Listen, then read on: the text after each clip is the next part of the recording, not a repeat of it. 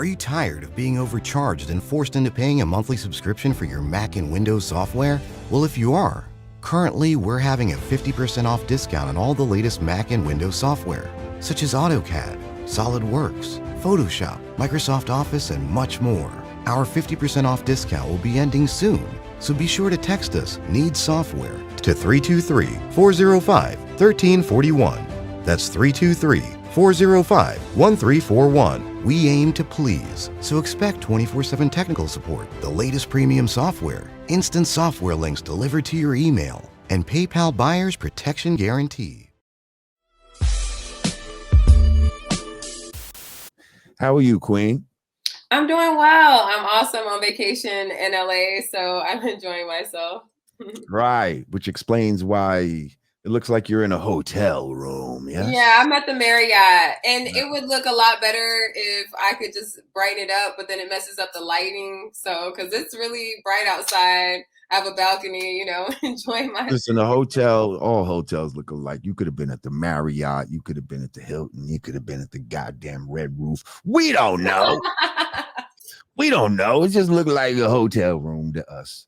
Well, we thank you for taking your time out to join us here on the Godcast. And yeah, why don't you just tell the people a little bit about yourself and, you know what I mean? What you do, what you're known for, your frame of mind, as we like to say. Let's get into it.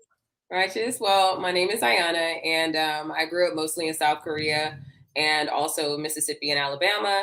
I'm an activist. I was kind of raised into this. Wow, I didn't know you grew up in South Korea. That's super interesting. Go ahead, keep going. We'll get back to that.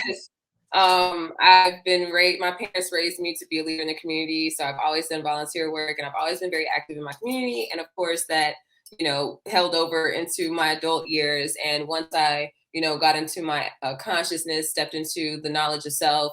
I just geared that towards the Black community, and I've been here ever since. I consider myself a Black familyist, so I'm all about whatever benefits the Black family.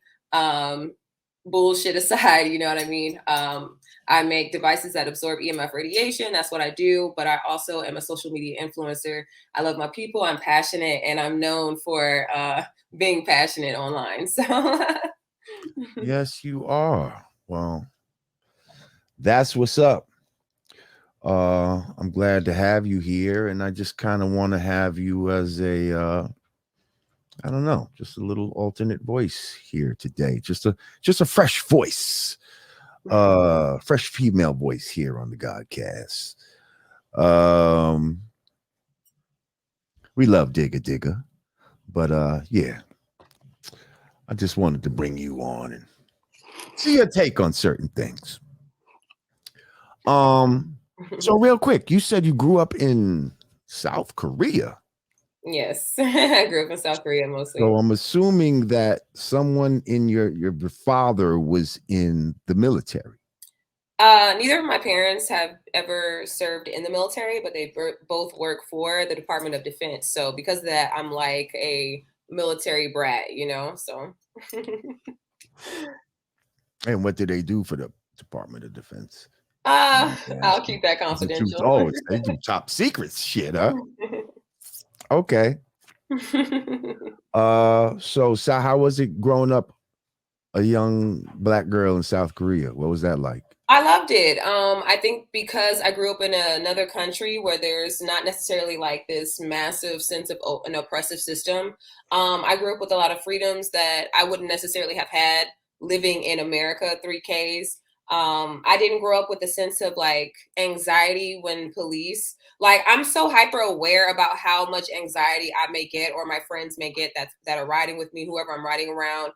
When a police officer, drives by, I mean, totally could be clean, but we all it's this anxiety, it's this like tension, and everyone always like clams up, make sure everything's good, we good, everyone's, and it's just like. And you're saying you didn't grow up with that in South Korea as a Black.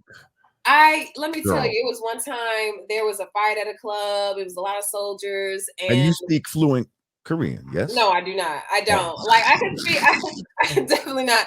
When a lot of your friends are half Korean, like there's not a necessity to really speak full. But I mean, I spoke a lot of Korean when I lived there, but I haven't been in Korea since 2010. So, all of that is gone. I may, go get some Korean food, but as far as Yeah. yeah, no. But yeah, I didn't have that anxiety of police. Like, I remember, there was a fight that broke out and throwing my drink in a cop's face because he put my friend, my best friend, in a police car, and I was just like, he wasn't even involved. Threw my drink in his face, grabbed my friend out of the vehicle, and they let me do this. And we went on about our way, and all he did was say a few cuss words or whatever, and went about his way. Like, because the reality was they didn't know that it was him. There was no need to be massively like authoritative. They didn't have guns. You know what I mean? So it's not like I grew up with my doors unlocked. Like that wasn't a big thing.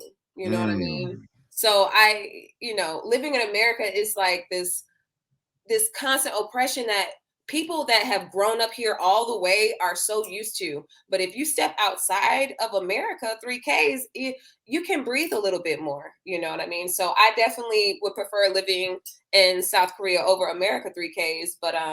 But yeah, definitely making it towards the motherland. So why the hell did you even come to America? What brought you to America in the first place? I joined the military, and then I got married and had kids, and so you joined the military. What branch of the military were you in? The Air Force. And how was that? It was cool. Taught me the discipline I needed, but I'm so glad I did not stay in the military very long. So. And you got married to someone in the military? No. My ex-husband he's from Mississippi. He's, hometown type. So how did you get from South Korea? Okay, so you joined the military, and then when you're in the military, where are you stationed at? In Mississippi? San Antonio. San Antonio? Okay. Yeah. How'd you get to Mississippi? Well, my mother's from Mississippi. So even before I joined the military, I had gone to Mississippi State University. My parents are both alumni at Jackson State. So I already had roots there. I had a lot of friends there. I was hanging out. So, and I already knew my my ex-husband. We were already friends before, I went to school. So. Nice. Okay, well, just getting a little bit of the background. Right, just right. So last time I was like, well, first of all, hold up. I got to shout out my man.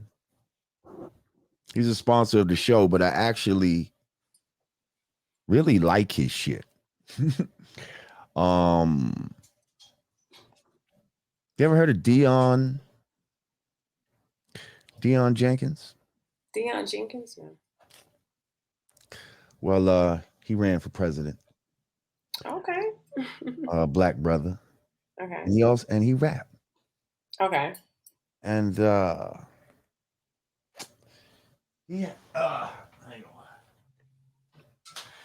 has an album called The Black Vote.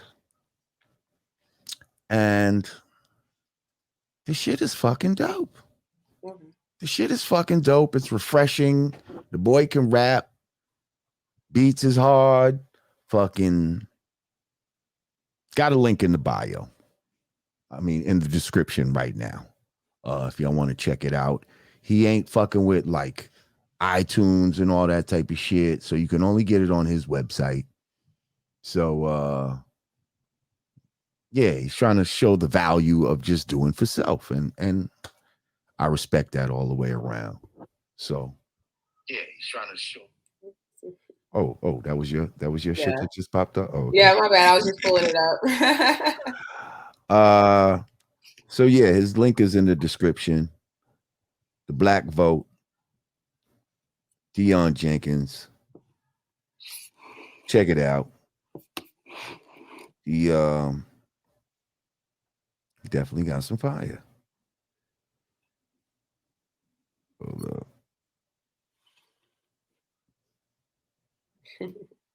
Got some bulldogs in the chat. What they saying? What they talking about? Nah, they just saying they went to MSU.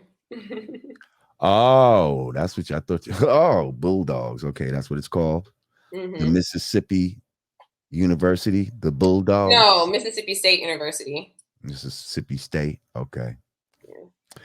Yeah. I never was knowing a lot about colleges and shit like that. You know what I mean? Like, I never went to college. I don't know. I didn't aspire to when I was young to go to college. Like, I ain't mad at you. I know a lot of people that just know about a bunch of different oh yeah, this state, da, da, da. I'm not that aware other than the standard, black colleges, Hampton, Howard, that you hear about, Clark, Spelman, shit like that. And then the white colleges, Harvard and Yale and Princeton, shit like that. So we performed at a lot of colleges back in the days, and someone like Sadat, he knows all that shit.